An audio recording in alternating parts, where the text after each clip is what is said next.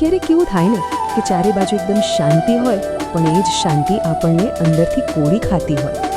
ચાલો આજે એ જ મૌનની અને એની પાછળ છુપાયેલી એક અજીબ તાકાતની વાત કરીએ. હા, જીવનમાં ક્યારેક આવો સમય આવે છે જ્યારે આસપાસ બિલકુલ ઘોંઘાટ નથી હોતો, પણ મનમાં જાણે તોફાન ચાલતું હોય. એ શાંતિ નથી હોતી, પણ એ ખાલીપો હોય છે.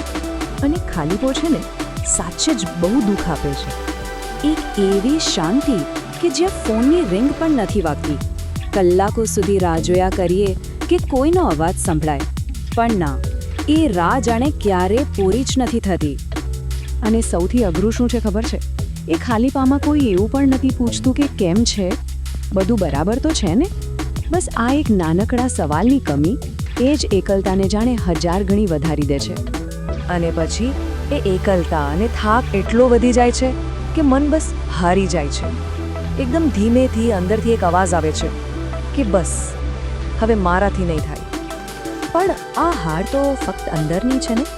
બહાર દુનિયા સામે તો આપણે એકદમ મજબૂત હોવાનો દેખાવ કરીએ છીએ. તો ચાલો હવે થાકેલા ચહેરા પાછળની અસલિયત શું છે એ જોઈએ. આપણે બધા જ દુનિયાને બતાવવા માટે એકદમ મજબૂત દેખાવાનો પ્રયત્ન કરીએ છીએ, જાણે બધું જ આપણા કંટ્રોલમાં છે. પણ હકીકત એ છે કે અંદરથી મન અને શરીર બંને થાકીને તૂટી ગયા હોય છે. અને એ જે હાસ્ય છે ને ચહેરા પર, એ તો બસ એટલે છે કારણ કે કોઈની સામે રડવું નથી. પણ પછી રાત પડે છે, જ્યારે કોઈ જોતું નથી, જ્યારે ચારે બાજુ અંધારું હોય છે, ત્યારે આ બધા દેખાડાઓ ઓગળી જાય છે. અને એ સમયે આપણી આંખો જ બધું કહી દે છે. એ બધી વાતો જે આખો દિવસ આપણે છુપાવી રાખી હતી. પણ સાચું કહું તો આ દેખાવ, આ માસ્ક ક્યાં સુધી ચાલે? એક દિવસ તો એવો આવે જ છે જ્યારે આપણે અરીસામાં પોતાની જાતનો સામનો કરવો પડે છે, અને એક ક્ષણ એ જ બધું બદલી નાખે છે. અને એ દિવસે કદાચ પહેલીવાર અરીસામાં જોઈને મનમાં કોઈ જ ફરિયાદ નહોતી, કોઈ ગુસ્સો નહીં, કોઈ અફસોસ નહીં, બસ એક સ્વીકાર હતો કે હા, આ હું છું. અને એની સાથે હતી એક અજીબ શાંતિ. અને એ જ ક્ષણે જાણે અંદરથી અવાજ આવે છે, તું થાકી ગયો છે, પણ તું ખરાબ નથી. થાકી જવું એ કોઈ ગુનો નથી, એ તો માણસ હોવાની નિશાની છે, નબળાઈની નહીં. કેટલી અજીબ વાત છે નહીં? આખી દુનિયા આપણને કહે છે કે તમે પૂરતા નથી, હજી વધારે કરો. પણ કોઈ એ નથી કહેતું કે તમે પ્રયત્ન તો કરી રહ્યા છો. અને કદાચ સૌથી મોટી ભૂલ એ છે કે આપણે પોતે પણ પોતાની જાતને આ કહેવાનું ભૂલી જઈએ છીએ. અને હા, ક્યારેક આટલી મહેનત પછી પણ આપણે ઘણું બધું ગુમાવી દઈએ છીએ.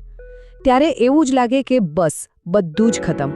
પણ શું ખબર, કદાચ જીવન આપણી પાસેથી એ જ વસ્તુઓ લઈ રહ્યું હોય જે ખરેખર આપણને આગળ વધતા રોકી રહી હતી. તો શું આ સંઘર્ષને, આ પીડાને જોવાની કોઈ બીજી રીત હોઈ શકે? ચાલો હવે એક નવી દ્રષ્ટિ અપનાવીએ. એક એવી દ્રષ્ટિ જે આશાનું એક નાનકડું બીજ રૂપે. એક બીજ વિશે વિચારો. એને ઉગવા માટે પહેલા જમીનના અંધારામાં એકલા રહેવો પડે છે, એ અંધકારનો સામનો કરવો પડે છે, અને પછી જ એ એક મોટું ઝાડ બને છે. આપણું પણ કંઈક આવું જ છે. એ એકલતા, એ સંઘર્ષનું અંધારું, એ જ આપણને મજબૂત બનાવે છે. અને હા, આ સફરમાં જો રડવું આવે તો રડી લેજો, એમાં કોઈ શરમ નથી. આંસુ નબળાઈ નથી, એ તો આપણા હૃદયને સાફ કરવાની એક રીત છે, અંદરનો બધો ભાર ધોઈ નાખવાની એક પ્રક્રિયા છે. અને હવે સૌથી મહત્વની વાત યાદ રાખજો, આ વાર્તા હજી પૂરી નથી થઈ.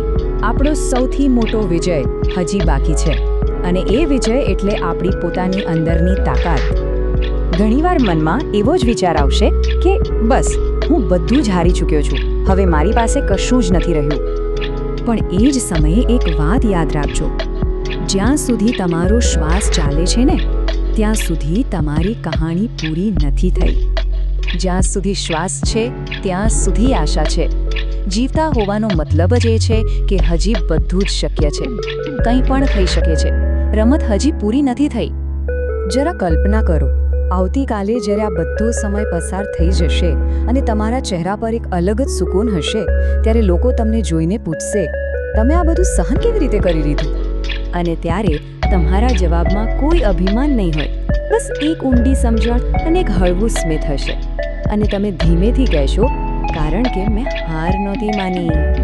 હંમેશા યાદ રાખજો, જે વ્યક્તિ અંધારામાંથી પસાર થવાની હિંમત રાખે છે એ જ બીજી બાજુનો સૂર્યોદય જોઈ શકે છે. તો ચાલો આપણે પણ આ મુશ્કેલ સમયને પાર કરીએ, કારણ કે પાર કરનાર જ પહોંચે છે.